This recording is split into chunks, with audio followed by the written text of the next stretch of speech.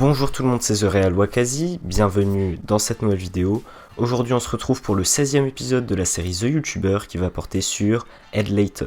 Ed Layton est un YouTuber de 112 000 abonnés ayant créé sa chaîne le 31 octobre 2013. Cependant, ce n'est que 3 ans plus tard qu'il mettra en ligne sa première vidéo, une creepypasta sur Pokémon. Car oui, avant de faire le contenu que l'on connaît aujourd'hui, il faisait des creepypastas dans sa série principale à l'époque nommée Creepy Stories. À ne pas confondre d'ailleurs avec le youtubeur Creepy Story que je salue également car il fait des vidéos vachement sympas. Mais là n'est pas le sujet, donc pour en revenir à Ed Layton, voici un extrait de sa première vidéo. Salut à tous et bienvenue dans ce Creepy Stories dédié à une histoire triste et glauque en rapport avec un jeu que vous avez sûrement connu enfant. Il a fait par la suite pas mal d'autres creepypastas sur divers sujets, mais il a également créé par la suite une nouvelle série nommée Mythologie Pokémon. Cette série a d'ailleurs eu pas mal de succès avec pour la première vidéo de ce concept un demi-million de vues. Salut à tous et bienvenue dans cette nouvelle rubrique qui va se pencher sur la mythologie dans Pokémon. Dans chacune de ces vidéos, on va s'intéresser à un ou plusieurs Pokémon et à leurs histoires. Certains d'entre eux ont des rôles plus importants que d'autres, mais chaque histoire a son importance et son intérêt. Sa chaîne est donc dès le début très spécialisée dans le domaine de Pokémon, mais il va par la suite se diversifier en faisant par exemple des chroniques musicales ou encore des vidéos sur le manga Death Note. Alors je tiens à préciser qu'à cette époque je ne connaissais pas du tout sa chaîne, je vous dirai d'ailleurs par la suite un petit peu la manière dont je l'ai découverte, mais je trouve ça quand même vachement sympa qu'il aborde plein de sujets différents comme ça. On sent vraiment qu'il parle simplement de sujets qu'il aime et qu'il souhaite partager à sa communauté, ce que je trouve vraiment cool.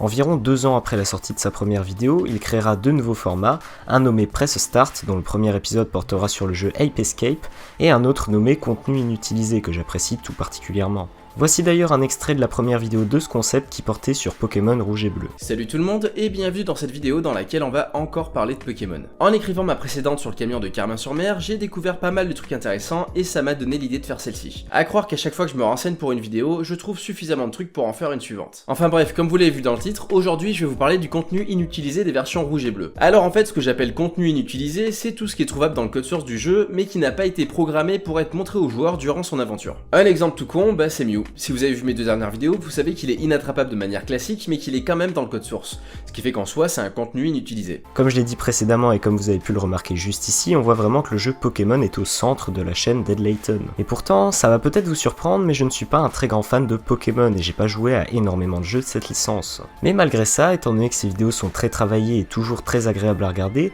j'ai eu absolument aucun mal à regarder ces vidéos sur Pokémon, même si je suis pas un très grand fan à la base. Concernant sa série Press Start, il l'a par la suite arrêtée et transformée en un nouveau format nommé Pépite oubliée. Dans ce nouveau format, comme son nom l'indique, il va présenter des jeux qui sont très bons mais oubliés. Cependant, je n'ai pas découvert sa chaîne avec ça. Contrairement à pas mal de youtubeurs que j'ai pu présenter dans cette série, je ne connais sa chaîne que depuis assez récemment. Je l'ai découverte il y a à peine quelques mois grâce aux recommandations YouTube. La première vidéo que j'ai vue de sa chaîne se nomme Les secrets de Wii Sports en caméra libre et c'est une autre série qui a été créée à la base pour compléter sa série Contenu inutilisé et j'ai directement accroché. Ce que j'adore avec cette série, c'est que cela permet réellement de comprendre comment est fait le jeu, comment sont faites les textures, mais cela permet aussi de voir des choses que nous ne sommes pas censés voir en session de jeu normale. Étant un grand fan des OOB, que j'ai découvert grâce au vidéaste Lopok dans son émission Bugzone, j'ai trouvé ce concept vraiment très cool car on peut explorer librement les maps, mais aussi les menus et plein d'autres choses. Aussi, je me dois de préciser, un OOB signifie Out of Bounds et veut dire littéralement hors des limites. C'est un phénomène qui est parfois présent dans les jeux vidéo lorsqu'on se rend dans un endroit où les développeurs n'ont pas du tout prévu que l'on aille. Et grâce à la série Ed Layton, on peut aussi voir des petits détails que l'on n'aurait jamais pu voir en temps normal, ce que je trouve vraiment très cool. Autre chose que j'apprécie beaucoup sur sa chaîne, c'est le fait qu'il fasse participer sa communauté à la vidéo. On peut lui donner des idées de choses à observer sur Twitter et l'idée est vraiment sympa.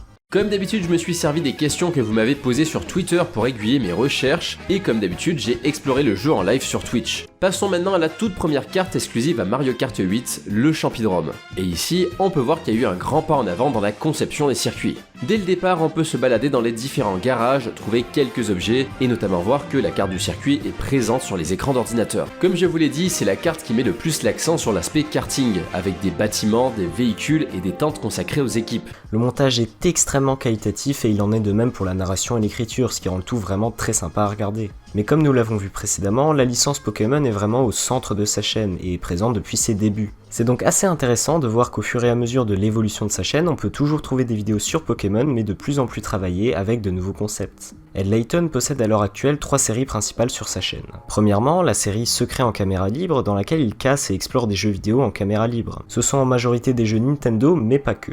En jeu hors Nintendo, il a fait par exemple Portal en caméra libre qui est d'ailleurs une très bonne vidéo. Pour commencer, je vais d'abord vous expliquer comment est découpé le jeu, parce que c'est un petit peu le bordel et qu'il a tendance à nous tromper à ce niveau-là. Tout ça pour dire que si ces 19 salles de test sont réparties sur 15 cartes, c'est que certaines d'entre elles comportent 2 salles. Mais en étant attentif, on peut voir que certains de ces ascenseurs ne font pas apparaître le petit logo chargement durant leur montée. Deuxièmement, il y a la série Contenu inutilisé, dont je vous ai déjà parlé plus tôt, dans laquelle il présente des images, musiques ou contenus présents dans les fichiers de certains jeux vidéo, mais inutilisés au final.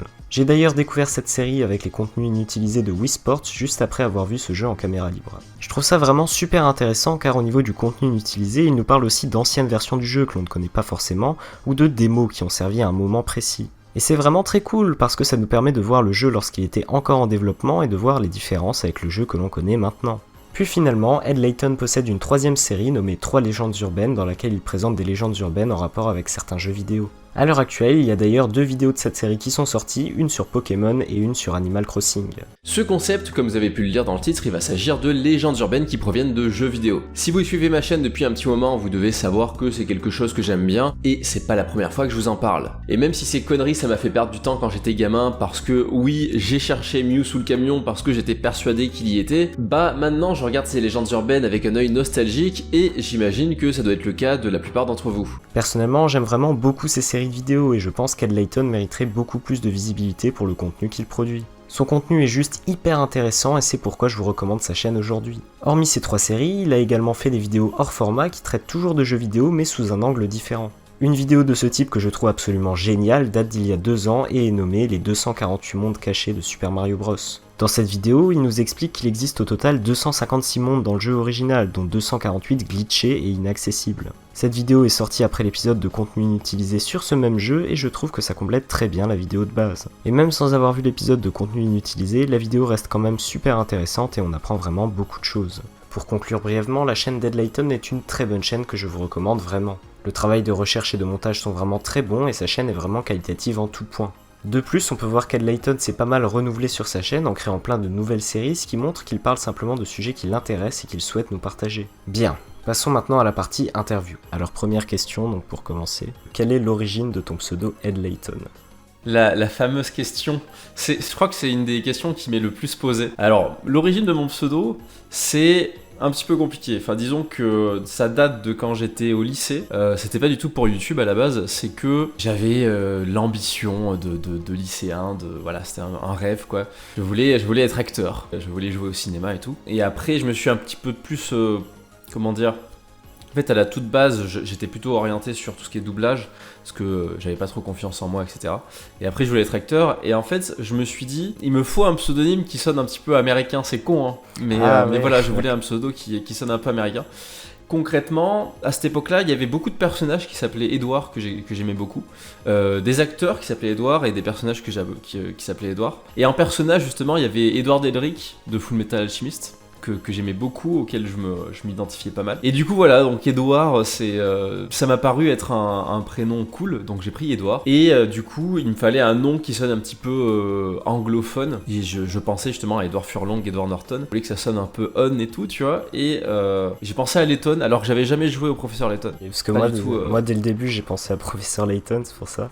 Mais beaucoup de gens, mais c'est normal. Mais effectivement, j'ai pensé à Professeur Layton, mais sans y avoir joué, mais je savais que ça existait. Et du coup, je me suis dit, ah, Edward Layton, ça sonne bien. Et en fait, Edward Layton, c'était un peu long. Et du coup, j'ai coupé et j'ai mis Ed Layton, parce que c'est moins chiant à dire. Puis justement, Edward Elric, dans l'animé Full Metal, son diminutif, c'est Ed. Et je trouvais ça cool, et du coup, voilà, j'ai pris ce pseudo, quoi. Ouais, parce que moi j'avais fait plusieurs petites théories de mon côté parce que pareil j'étais pas certain.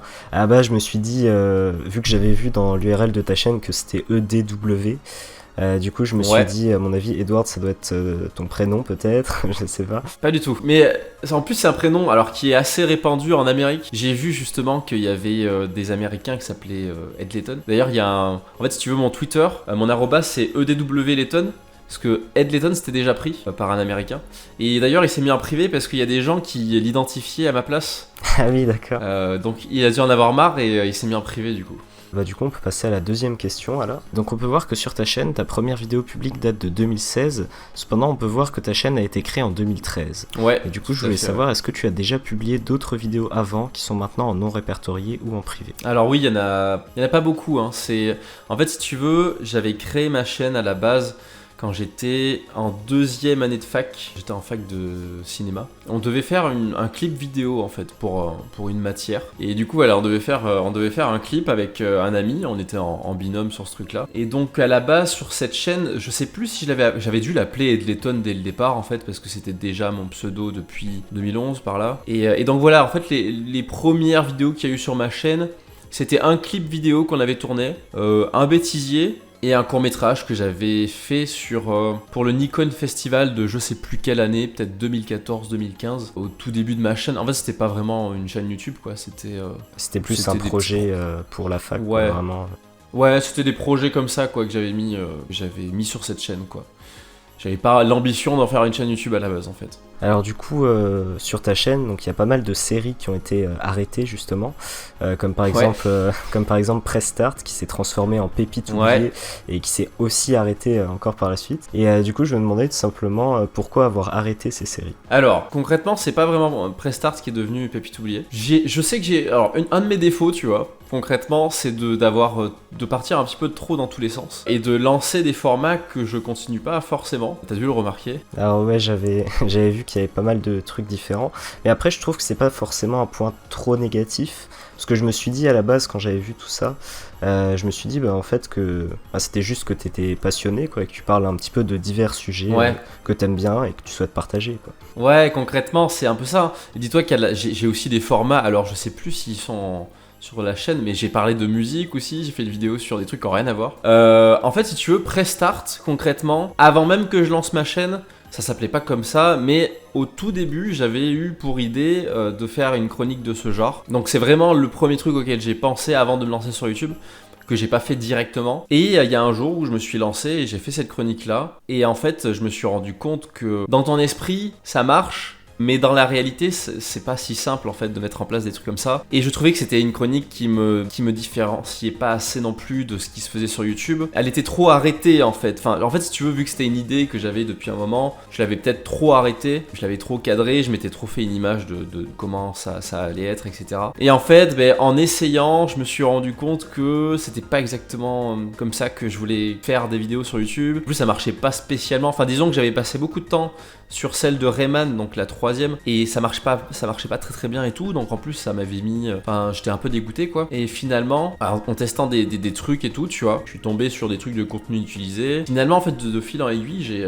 j'ai fini par tester diverses choses et j'ai fini par trouver des choses qui me plaisaient davantage. Et je pense que je me suis un peu aussi adapté à YouTube parce qu'aujourd'hui les formats comme ça ne marche plus, quoi, en fait. C'est très rare qu'un format avec un nom, disons qu'il y a que les joueurs du grenier par exemple. Oui, par exemple.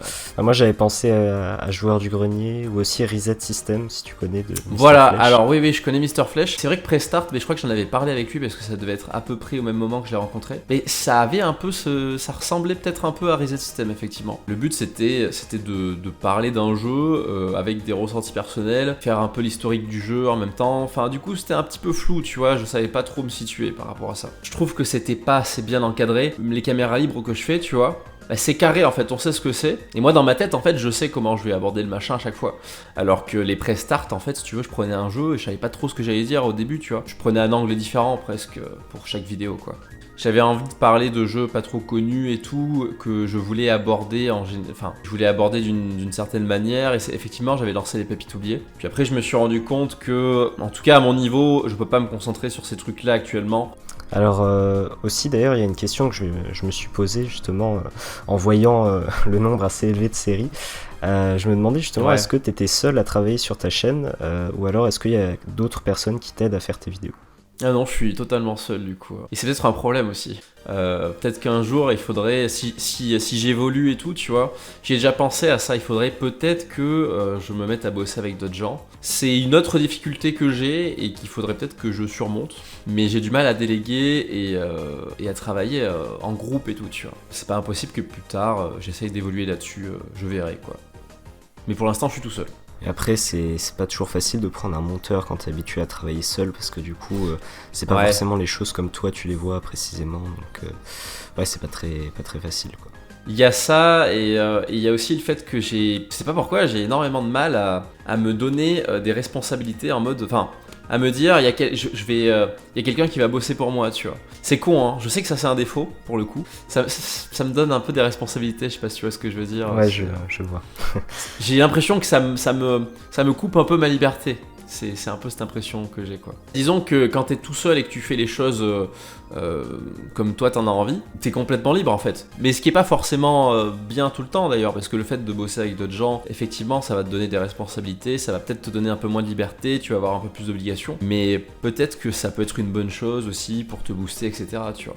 Mais je sais que j'ai du mal à franchir le pas en tout cas avec ce genre de choses, quoi. Et est-ce que toi tu te vois plus sur YouTube en tant que professionnel maintenant, ou tu te vois toujours en tant que youtubeur amateur entre guillemets? C'est une question, je sais pas trop quoi en penser, parce que là concrètement ça fait depuis octobre dernier que je me suis dit que j'allais me lancer entièrement, tu vois. Enfin là actuellement je suis à temps plein sur YouTube, que en quelque sorte c'est mon boulot, quoi. Donc je me considère youtubeur professionnel entre guillemets. Ouais, je savais pas moi que t'étais à temps plein dedans. Si je suis à temps plein, ouais, en ce moment. Mais tu vois là j'y ai réfléchi. Ça fait depuis octobre, ça fait 1 an que je me suis mis à temps plein. Je me suis donné une année de plus, c'est-à-dire donc octobre 2023. Et à partir d'octobre 2023, ça va dépendre beaucoup de comment ça va évoluer, mais je vais faire le point. Je vais réfléchir à déménager et potentiellement trouver un autre boulot et changer d'activité principale, tu vois. Donc je pense que je continuerai YouTube, mais je vais faire une pause. Mais j'ai besoin de changement, tu vois. En fait, je me rends compte que YouTube à temps plein, c'est pas forcément non plus le truc qui me correspond à fond, quoi. Après, ça va dépendre de l'évolution de la chaîne, ça va dépendre de plein de choses, mais du coup, ce qu'il y a de bien, c'est qu'au moins, je me donne 1 an, et vu que j'ai une date limite, je me dis, je me donne à fond cette année-là, et puis j'avise en fonction des résultats. Mais je me donne une date limite en tout cas pour repenser tout ça. Concrètement, bon, ça fait quoi? Ça fait 6 ans que j'ai lancé ma chaîne à peu près. Ça fait un moment, hein, mine de rien, que je travaille sur des vidéos et tout. Ça fait 1 an, un peu plus d'1 an que je travaille avec l'environnement que j'ai actuellement, avec du meilleur matériel et tout. Bon, il y a des moments où c'est un peu chaud, tu vois, le fait de travailler tout seul, le fait d'être chez soi, etc. J'ai un petit peu envie de changer aussi ce truc-là, donc je me suis donné une date limite et puis je repenserai un peu tout ça. Puis c'est vrai que YouTube en plus évolue bizarrement, donc je sais pas trop non plus... Je sais pas trop ce que ça va donner non plus. Ouais, il y a pas mal de changements avec la plateforme, il y en a qui veulent quitter YouTube mais qui peuvent pas, donc... Ouais, c'est vrai. Il y en a qui veulent quitter YouTube et qui peuvent pas. Ouais, j'avais vu par exemple, bon c'est un autre sujet, mais j'avais vu un tweet de Joueur du Grenier par exemple qui disait que qu'il voulait partir de YouTube mais qu'il n'y avait pas d'autre alternative pour le moment, donc qu'il n'avait pas le choix de rester. Oui, alors lui, Joueur du Grenier, oui, pour le coup en plus c'est un gros YouTubeur, enfin qui dépend beaucoup de, c'est vraiment leur métier et tout en plus, donc c'est pas, il a un autre niveau que moi, tu vois. Oui, c'est pas pareil. Mais en plus ils ont des équipes et tout à gérer, ouais effectivement c'est compliqué. Et puis concrètement YouTube là, on sait pas trop comment ça évolue. C'est vrai qu'il n'y a pas d'autre alternative. J'ai une théorie un peu à ce sujet, alors je sais pas si ça se passera du tout comme ça, hein, s'il faut je me plante. Mais j'ai l'impression qu'en fait, donc YouTube pour moi il prend la mauvaise direction là, clairement. En fait avec les shorts, je trouve que c'est une très mauvaise idée de se caler sur les shorts parce que en fait c'est un truc donc, qui vient de TikTok, parce que TikTok le fait 100 fois mieux que YouTube. En fait moi je pense que la meilleure stratégie qu'aurait dû avoir YouTube, c'est s'appuyer sur ce que YouTube est à la base, c'est-à-dire des formats longs. YouTube c'est quand même bien établi là-dessus sur les formats longs et en plus ils ont un petit peu le monopole des formats longs parce qu'il n'y a pas d'autres plateformes justement qui permettent de voir des vidéos construites de 30 minutes comme ça. Plutôt que d'essayer de concurrencer TikTok, ils auraient dû appuyer leur position et s'axer vraiment sur les formats longs, quoi. Là ils font une immense connerie à mon avis. Pour moi ils ont une stratégie de boomer, c'est-à-dire renier ce qu'ils sont et essayer de faire les jeunes en lançant des concepts similaires qu'ils maîtrisent pas du tout. Moi je pense qu'il va y avoir, ça risque de décliner un petit peu, peut-être que derrière, étant donné qu'ils seront peut-être en difficulté, ils vont peut-être se remettre en question et se bouger. Peut-être que du coup il y aura moins de financement et que il y a pas mal de youtubeurs qui vont partir. Je me dis que potentiellement ça peut lancer un second âge d'or de YouTube, mais d'ici quelques années où YouTube se sera remis en question et placé sur des trucs, mettra en avant en tout cas ce qui sont à la base. Et peut-être que du coup le fait que YouTube, qu'il y ait moins de financement qui soit donné à YouTube, ça va faire partir beaucoup de créateurs qui étaient beaucoup plus axés d'abord sur la monétisation, etc. Donc peut-être que ça peut faire une sorte d'épuration, tu vois. Enfin, donc je sais pas. Ça se polarise beaucoup là en ce moment. J'ai l'impression que pour survivre, le truc là sur YouTube, c'est de faire des formats un petit peu plus longs et travaillés. Les formats moyens, entre guillemets, pas sûr que ça fonctionne autant maintenant. Genre les trucs de 10 minutes, les trucs comme ça, tu vois. J'ai l'impression que ça va se polariser entre format très court et format assez long. On verra bien comment ça évolue après. Hein, mais... Alors du coup, maintenant concernant ta série Secret en caméra libre, donc ta série principale actuellement, donc ouais. on retrouve majoritairement des jeux Nintendo et je me demandais, est-ce que tu comptes à l'avenir diversifier les jeux que tu sélectionnes ou comptes-tu rester en majorité sur du Nintendo ? Alors, en fait, ça va être une question. Pour faire des épisodes de caméra libre, je me base sur 3 choses. Je me base déjà sur des jeux qui me plaisent et que j'ai fait. Je me base sur des jeux qui sont... à quel point ils sont connus, en fait, si tu veux. Parce que là, vraiment, surtout actuellement, je me suis mis en tête... C'est ma dernière année... Enfin, je me suis donné une dernière année. Il faut que je bourrine avec des jeux cultes, quoi. Faut que je mette ça en avant plutôt que des jeux...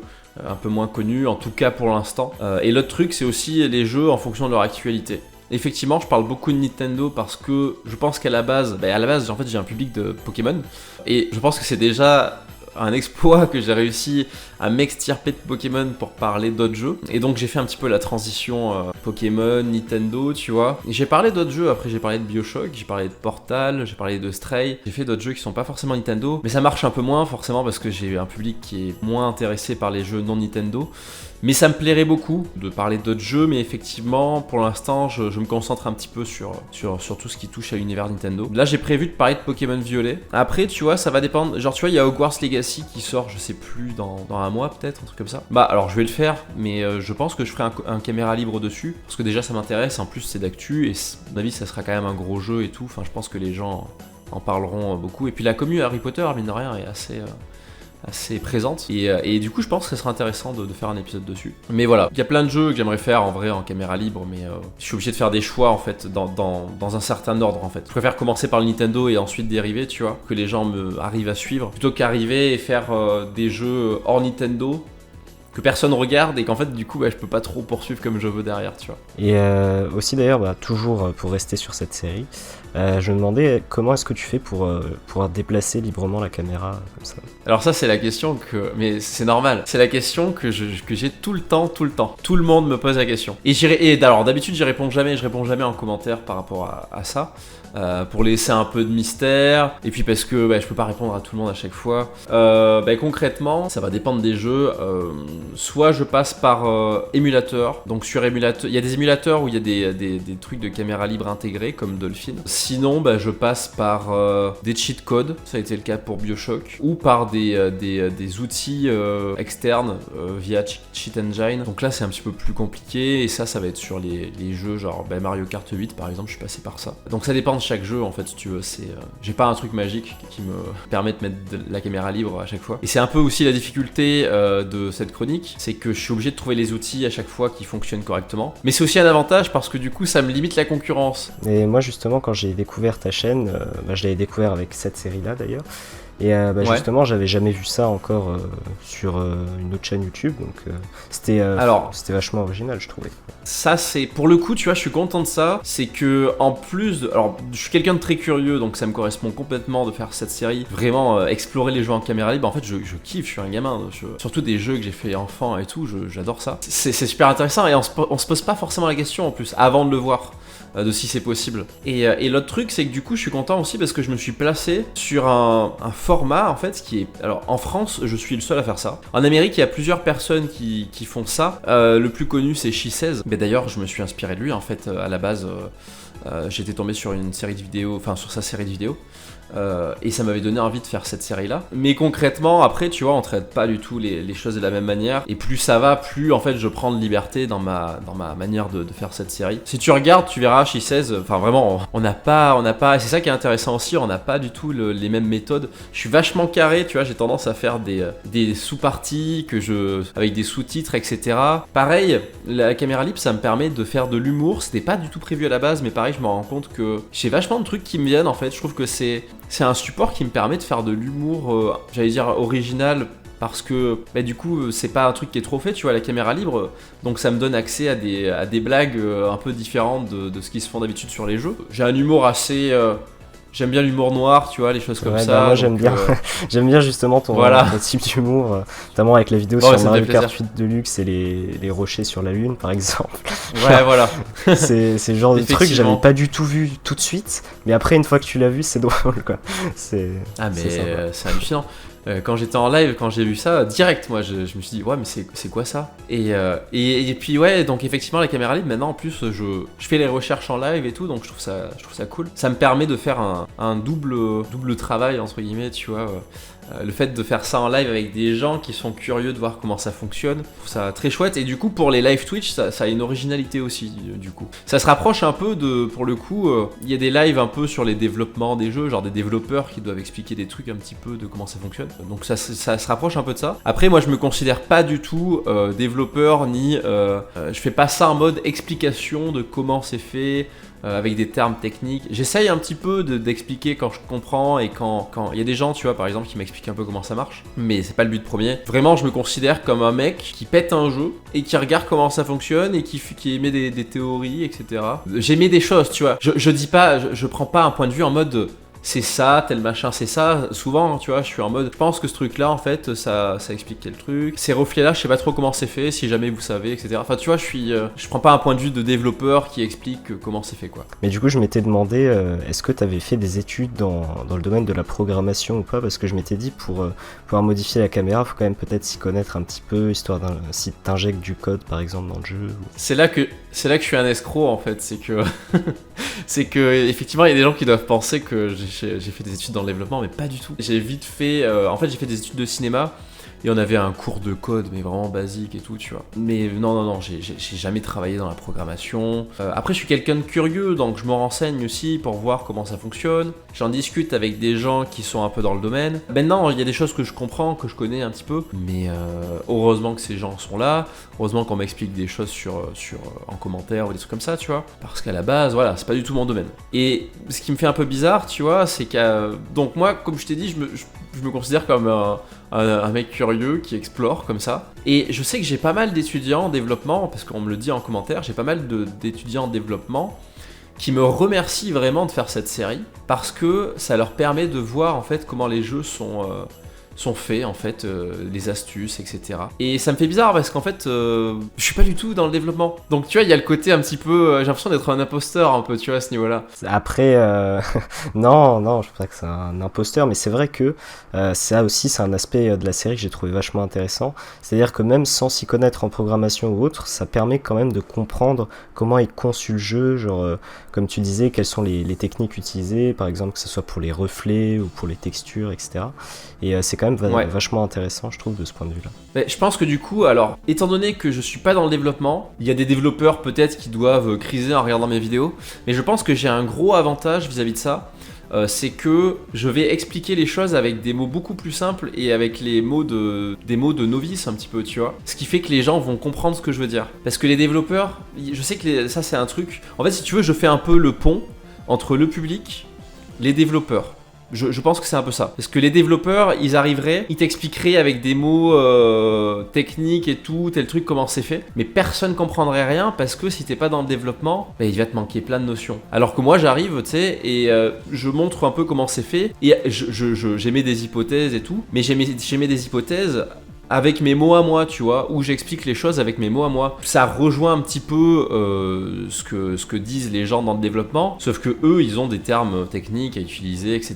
pour se reconnaître, tu vois, ils ont un jargon particulier. Ça me faisait un petit peu penser aussi à l'émission de Lowpoke, Bugzone, qui l'a un peu mis en suspens maintenant, mais je trouvais que c'était aussi assez intéressant parce que entre les bugs et surtout Lowpoke montrait des OOB aussi, des out of bounds, et là on est complètement dedans avec ta série. Et justement, moi je kiffais ça, et c'est pour ça que je trouve cette série vachement intéressante. C'est vrai que si tu dois me rapprocher de d'autres youtubeurs, effectivement, avec la caméra libre, en tout cas cette série-là, effectivement, je suis sûrement proche de Lowpoke, ouais, niveau contenu. En tout cas, on est un peu dans une catégorie qui se rapproche, quoi. J'ai déjà réfléchi, effectivement, ma chaîne elle est plutôt axée jeux vidéo, mais dans le jeu vidéo, tu vois, il y a des cercles différents. T'as des gens qui vont être plus sur l'actu, comme Julien Chiez, t'as des gens qui vont être un peu plus sur la critique, t'as des gens qui vont être un peu plus sur l'analyse, ouais, comme Punky qui fait des analyses de... Enfin, je sais pas si on peut... Tu vois qui c'est, Punky ? Ouais, je vois. J'ai connu grâce à Mr. Flèche, justement. Ouais, voilà, Punky, Mr. Flèche, ils sont un peu sur le même truc, ils font pas les choses de la même manière, mais moi concrètement c'est l'arrière du décor en fait. Parce que même avec les contenus inutilisés, tu vois, c'était un peu ce truc de... Pour ça, le truc de ma chaîne, souvent je dis, c'est je casse des jeux pour montrer ce qui cache en fait, tu vois. J'aime bien ce côté péter le jeu pour montrer des choses qu'il devait pas montrer à la base, et pour le coup, Lowpoke était sur le même truc. Donc effectivement, je me rapproche de Lowpoke à ce niveau-là. Et du coup, justement, en parlant d'autres youtubeurs, la question suivante est parfaitement dedans. Ça me permet de faire la transition. Alors, sur ta chaîne, du coup, on retrouve assez peu de collaborations et je me demandais, est-ce que tu comptais faire des featuring avec d'autres youtubeurs, jeux vidéo ou autres ? C'est un truc, en plus je suis carrément chaud pour faire des featuring. Le souci, c'est que je sais pas comment, et mine de rien, ça prend un peu de temps aussi les featuring. C'est pas le truc auquel je pense, mais en fait, ça me déplairait pas d'en faire, mais ça prend un peu de temps, tu vois, il faut calculer un peu. Et sur les caméras libres, je pense pas que ce soit vraiment faisable, en vrai. J'avais pensé à faire ça sur les légendes urbaines. J'avais pensé à faire 3 légendes urbaines et laisser la légende urbaine du milieu à un autre vidéaste qui a connu ce jeu-là et qui a cru en cette légende urbaine, etc. pour qu'il donne son ressenti et tout, tu vois. Concrètement, c'était un peu le seul format où j'avais une idée de featuring, tu vois. Pour les autres, effectivement, je sais pas trop, j'en fais des featuring, mais sur d'autres chaînes, généralement. J'ai fait des featuring récemment. Une des dernières que j'ai faites, c'était apparu chez Farod pour son iceberg sur Pokémon. Ah oui, mais c'est vrai, je suis en train de me dire, parce que c'est vrai que maintenant que tu le dis, ouais, je t'avais vu, mais je te connaissais pas encore à l'époque, justement. Ah ouais, c'est vrai ? Ouais, c'est ça. Parce que c'était il y a pas très longtemps, du coup. C'est parce que, ouais, justement, t'es un des seuls youtubeurs dans la série de youtubeurs que je connais depuis assez récemment seulement. Ok, d'accord. Et du coup, cool, ça veut dire que... ouais, parce que j'aime vraiment beaucoup ton contenu, c'est pour ça que je voulais vraiment présenter ta chaîne, surtout que j'avais trouvé ça original, malin, bien fait, donc c'est vraiment cool. T'es surtout sur les caméras libres, enfin c'est les caméras libres qui t'ont le plus intéressé. Ouais, du coup, malheureusement, je peux pas dire que je suis un ancien pour le coup. Ah non, mais y a pas de souci. Et justement, je trouve ça très bien, parce que je remarque, mais Farod pareil, il m'a dit qu'il m'avait connu via les caméras libres. David Lafarge, que j'avais rencontré en convention, m'a connu par les caméras libres. Et en fait, j'étais en train de me dire, tu vois, que finalement, après toutes ces années, j'étais peut-être sur le format qu'il fallait là actuellement pour bien me démarquer. Bon, j'ai quand même une bonne base de communauté, mais je me suis un peu perdu dans pas mal de formats. À la base, je faisais des choses assez différentes. Là, je me dis, je suis peut-être sur quelque chose là qu'il faut vraiment que je poursuive. Et c'est pour ça que je veux me mettre sur des gros jeux. Je vais bourriner, hein, je vais me foutre sur des Ocarina of Time, des GTA 5 et tout, tu vois. Il faut, hein, si tu veux faire grandir une chronique, il faut taper sur des gros classiques, quoi. Donc voilà, je pense que c'est un peu la chronique c'est le futur de ma chaîne, un peu, quoi. Et du coup, à propos de futur, justement, encore une transition de qualité. Voilà, voilà. Parfait. Je me demandais, du coup, je me doute un petit peu de la réponse, mais je me demandais quand même, est-ce que tu as quand même des nouvelles idées de concepts à faire sur ta chaîne YouTube, potentiellement hors caméra libre, ou alors faire évoluer la série, je sais pas. En vrai, j'ai énormément d'idées, même de choses, tu vois, qui pourraient arriver bien longtemps après. Mais justement, en fait, c'est à la fois un défaut et une qualité, parce que bon, au moins j'ai des idées, mais le fait d'avoir trop d'idées aussi, ça t'éparpille. Et là, concrètement, comme je t'ai dit, je me suis donné une année de plus pour au moins faire YouTube mon activité principale. C'est-à-dire qu'après, on verra en fonction de comment ça évolue et tout, mais ce sera peut-être pas mon activité principale, mais peut-être que je continuerai de faire ça à côté.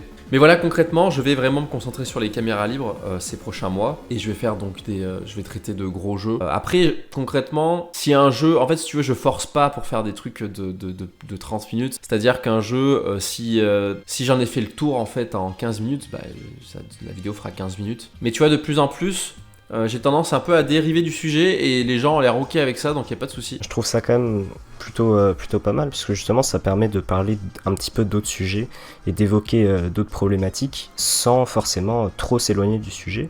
Donc moi je trouve ça plutôt bien, quoi. Bah c'est très cool parce que du coup moi en tout cas j'aime bien, ça me fait plaisir de pouvoir parler de ces sujets-là. Et si vous, si ça vous convient aussi, c'est cool. Et je pense qu'en vrai c'est bien parce que ça empêche un peu la répétition de... Tu vois, si je m'étais dit caméra libre, je montre en caméra libre plein de choses, etc., des détails cachés, sans forcément dériver du sujet, moi déjà ça me plairait moins à faire et je pense que ça serait plus chiant et répétitif à suivre. Alors que là, si je me permets des apartés et tout, de temps en temps, je trouve ça...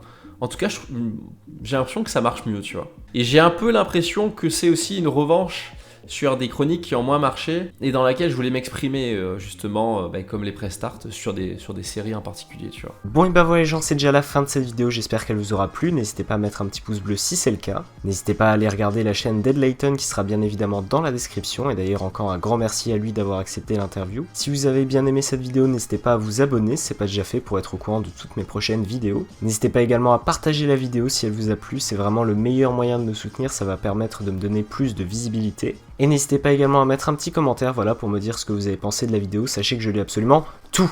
Sur ce, merci d'avoir visionné cette vidéo, et on se dit à bientôt. Et... ciao.